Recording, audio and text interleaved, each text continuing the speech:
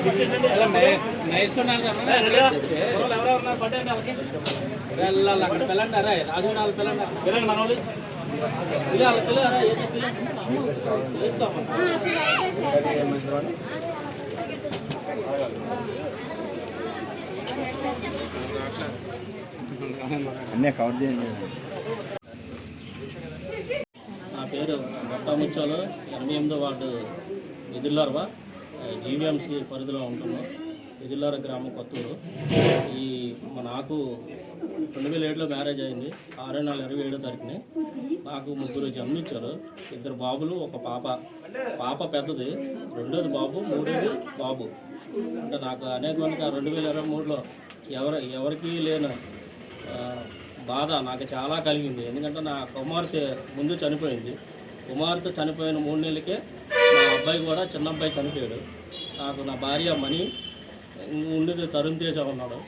ఆ ముగ్గురు కాబట్టి ఒక ఆనందంగా ఒక ట్రస్ట్ నడిపిద్దామనే ఆలోచనలో ఉన్నాం.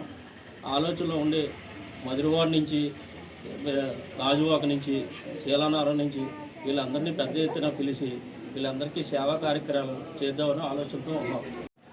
అలాగే చదువుకున్న అమ్మాయిలకు కూడా మీరు చదువుకున్న అమ్మాయిలు కూడా బుక్స్, పెన్నులు, వాళ్ళకి ఏదన్నా తల్లిదండ్రులు లేదు అమ్మాయికి, తల్లిదండ్రులు లేకపోతే వెళ్ళంటే వాళ్ళందరినీ పిలిచి వాళ్ళందరికీ సహాయం చేయడం, బుక్స్ కానీ వాళ్ళకి ఏదైనా ఫీజు ఏదైనా చిన్న ప్రాబ్లంలు ఏమైనా ఉంటే అలాంటి రీసెర్చ్ చేయడం కానీ, వాళ్ళకి ఏదైనా నగదు రూపంలో ఏమైనా కావాలన్నా సాయం చేసి ఇవన్నీ పెద్ద ఎత్తున చేద్దామని ఆలోచనలో ఉన్నా. ఇదివరకు కూడా ఈ ట్రస్ట్ మా 2 పిల్లల పేరుని కూడా ఎక్కడో దగ్గర ఒక ఆశ్రయం అనేది ఎక్కడో దగ్గర నడిపిస్తాం. అందులో మా సొంతంగా నడిపిస్తాం ఈ ట్రస్ట్. మా పిల్లలిద్దరి పేరు మీద మా సొంతంగా నేను, మా ఆవిడ, మా అబ్బాయి అదే పని మీద మా కుటుంబాల సభ్యులందరూ నాకు చాలా ఎంకరేజ్ చేస్తారు. పెద్ద ఎత్తున మా అన్నయ్య కానీ, అలాగే మా అన్నయ్యల ఆవిడ కానీ అందరూ పెద్ద ఎత్తున, మా అన్నయ్యల అబ్బాయిలు కానీ మొత్తం అందరూ కలబెట్టి నాకంటే కుటుంబం అంతా చాలా సహకరిస్తారు. చాలా సహకరించడంలో కూడా అందరిలో నేనే చాలా మంచివాడిని.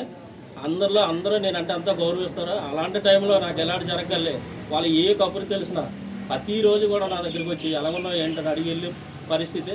మా ఆవిడకి నాకు, మా ఫ్యామిలీ పెద్ద ధైర్యం చెప్తారు.